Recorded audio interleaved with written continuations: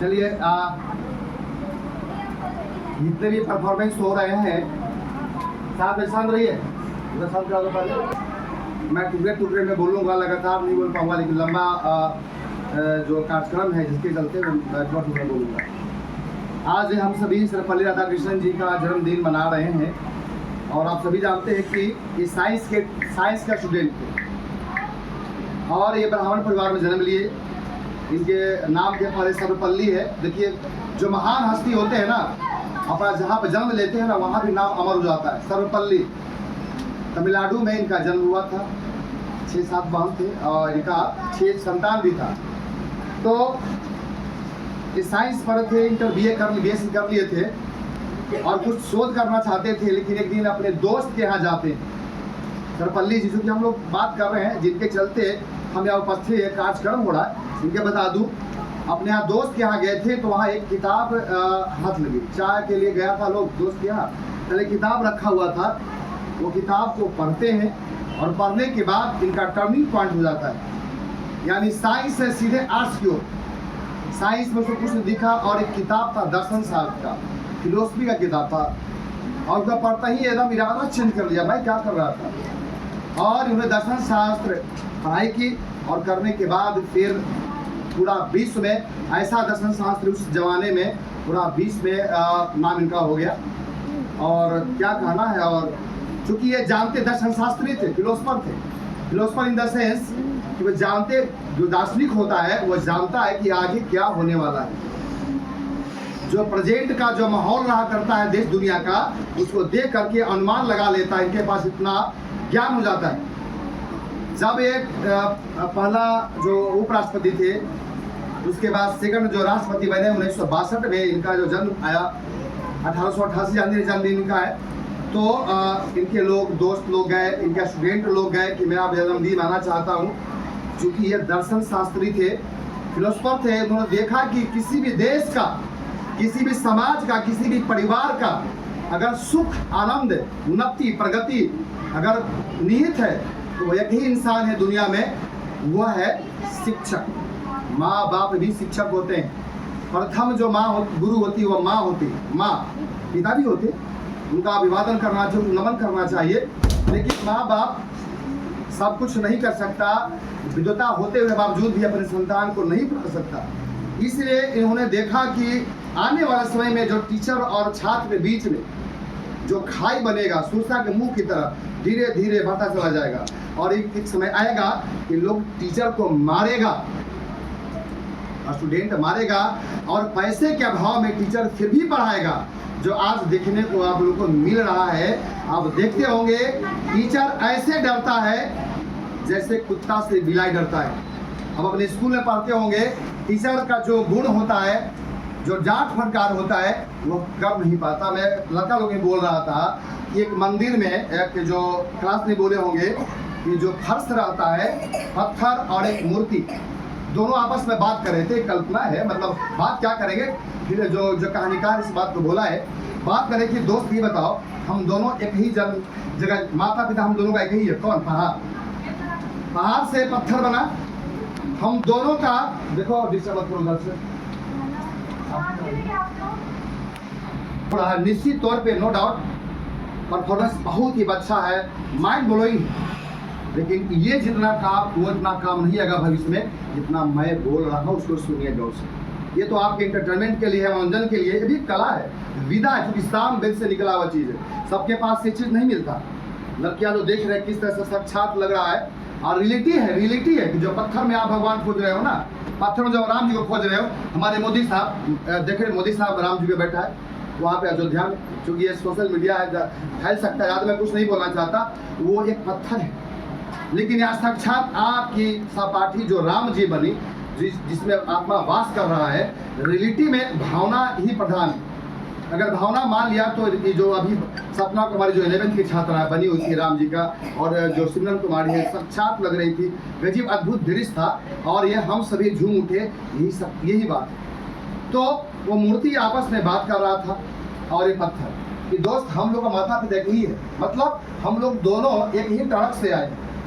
एक पहाड़ से आए कट के, दोनों ट्रक से आए हैं, दोनों एक ही जगह है, लेकिन तुमको लोग आता है, धमकता है, चाहता तुम पे और तुमको प्रणाम करता है, जल चढ़ाता है, पुष्प अर्जित करता है। क्या बात है, क्या डिफरेंस, दोनों हम लोग ही।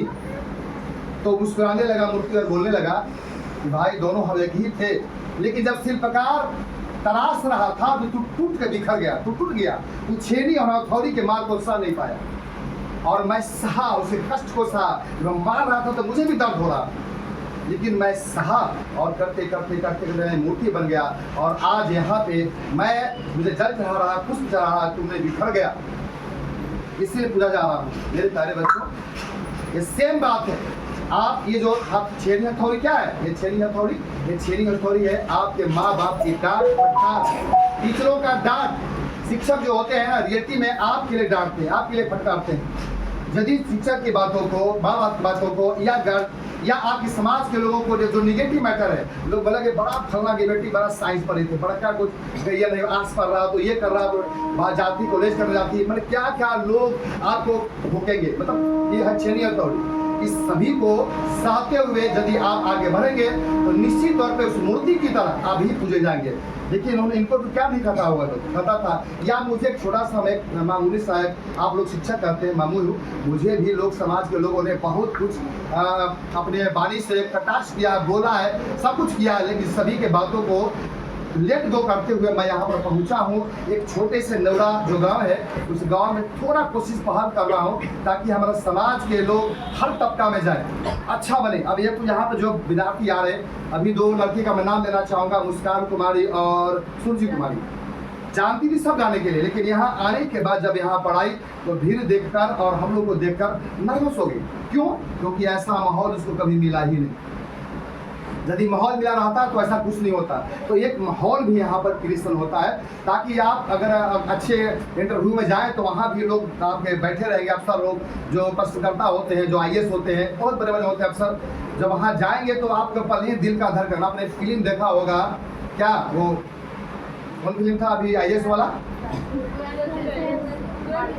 हाँ 12 फेल देखे हैं। देखिए किस तरह से वहाँ पे एक गरीब लड़का क्या क्या करना पड़ता है, उसको IAS बनता है। तो मेरा आई से कि यहाँ पर जब आते हैं तो कुछ बोलते हैं तो आपके अंदर में जो एजुकेशन नामक दुश्मन बैठा हुआ है, बहुत बड़ा दुश्मन एजुकेशन, उसको आप यदि आप हटता है यहाँ से दूर होता है। इसीलिए इस तरह का कार्यक्रम किए जाते हैं। ऐसा नहीं कि कोई नृत्य कर रहा है तो यहाँ से जाके ऐश्वर्या राय बनना, वैसा कुछ नहीं करना है। नाचना बहुत अच्छी बात है, नाचने वाला हमेशा स्वस्थ रहा करता है। और कितना अच्छा परफॉर्मेंस इन लोग ने कर रहा है, झांकी निकाला पिछले साल से better than before, no doubt. पिछले साल बहुत अच्छा परफॉर्मेंस हुआ था, लेकिन इस बार ज़्यादा और ज़्यादा।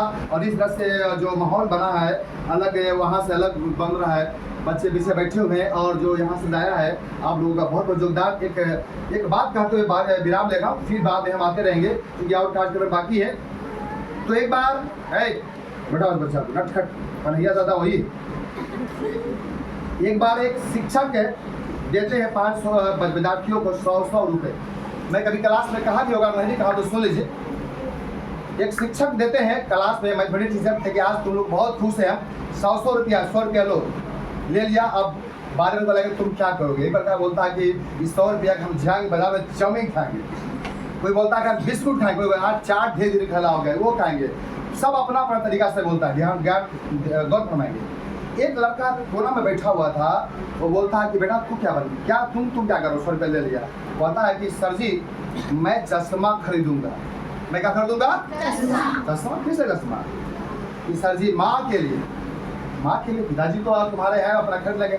नहीं गुरुदेव, मेरे पिताजी नहीं है, मेरे पिताजी नहीं है, मेरी माँ सिलाई करती है, उनकी आँख से सूझता नहीं है, कम सूझता है। अगर वो चश्मा हम दे देंगे तो मेरी माँ जो है ना अच्छा नहीं सिलाई कर पाएगी, और मैं ही एक साथ हूँ, मेरी माँ और बेटा, मैं कोई नहीं चाहता हूँ कि मेरी माँ चश्मा पहन ले और अच्छा ढंग से सिलाई करे, ताकि मेरा पढ़ाई का जो वर्णन है वह उसका कम हो सके, अच्छा कमाई हो सके। वाह बेटा वाह, धन्यवाद देते हैं। लेकिन 100 रुपया तुमको हम और ऊपर से देते हैं, कर्ज के रूप में देते हैं तुमको हम 100 रुपया। जब तुम, मेरा दुआ है कि तुम कामयाब बनोगे, याद कर लीजिए। टीचर का बददुआ कभी मत लीजिए किसी भी तरह से। टीचर जितना समझता है आपके गार्जियन, आपके भाई, आपके बहन नहीं समझता।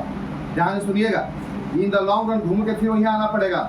जो भी स्टूडेंट मेरा बात तो नहीं मानेगा, एक दिन लौट के आना पड़ेगा, वैसा क्रिएशन हो जाएगा स्थिति की। फिर जो टीचर कहा था वही करना होगा। आई मीन से तो ये खर्च के रूप में दे रहा हूँ 100 रुपये, और जब तुम बड़े बन जाओ, तुम कुछ अच्छा कर जाओ, ये 100 रुपया तुम्हें लौटाना होगा।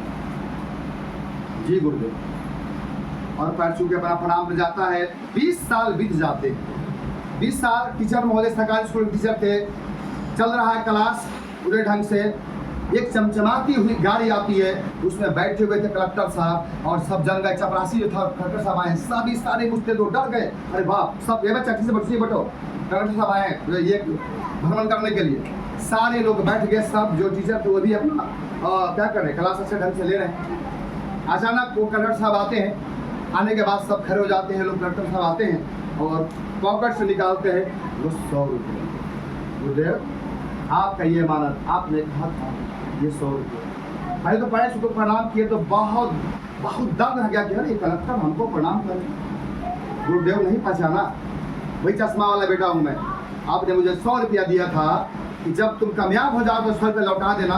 गुरुदेव लौटाने आया, और जब ऐसा सुनते हैं, देखो मेरा आँख से आंसू आ रहा है, ऐसा स्टूडेंट। और उसको कुछ तरह से थोड़ा थोड़ा, ये हमारे मिथिलेश जी है जो निश्चित तौर पे उससे उसी तरह का स्टूडेंट है मेरे पास यहाँ आए हुए। स्टूडेंट तो बहुत थे। आज मैं सुबह 5:30 बजे करीब में 2 टीचर गए। क्लियर था मेरा नंबर नहीं है, और वो शराब में मस्त रहते हैं। अरुण सर जी जो मेरा आदरणीय सर नेवरा हाई स्कूल के, जिसे मैं पढ़ा हूँ, जब मैं 5 बजे में, जो कि लेट उठते हो, मैंने अभिवादन किया तो बहुत ही रुआसी शब्द में बोला, बेटा मेरा तबीयत बहुत ख़राब है, मैं बुढ़ापा का, मेरी पत्नी चली गई पिछले 2 साल, बेटा तुम भी फिर भी याद करते, तुम कैसे हो यार, ये सब तुम बोलते हैं कैसे हो। अगर रिकॉर्डिंग होना था तो मैं सुना देता आपको। तुम किस मिट्टी के बने हुए हो, बोलते हो नहीं यार, जब से तुम पढ़े हो तब टीचर डे आने में जरूर तुमको आधार करता है। जो ये बेटा मैं स्वस्थ हूँ, बाद में तुमसे बात करूँगा, रात में बात करना हमसे, अभी तुम टीचर डे होगा ना तो सब खाट कर्म करते हो। जी गुरुदेव। उसके बाद हमारे राजेश सर जी जो यहाँ पर आए हुए थे, नहीं बोलते थे, वो सर जो सगुना में रहते हैं उनको अभिवादन किया, क्योंकि वो बुजुर्ग है, ये थोड़ा ये है, उनको अभिवादन किया। वो भी बहुत खुश हुए कि आप अजीब हो, बहुत जुड़ के पढ़ाया, तुम इतना, मतलब बहुत दुआ मिला हमको।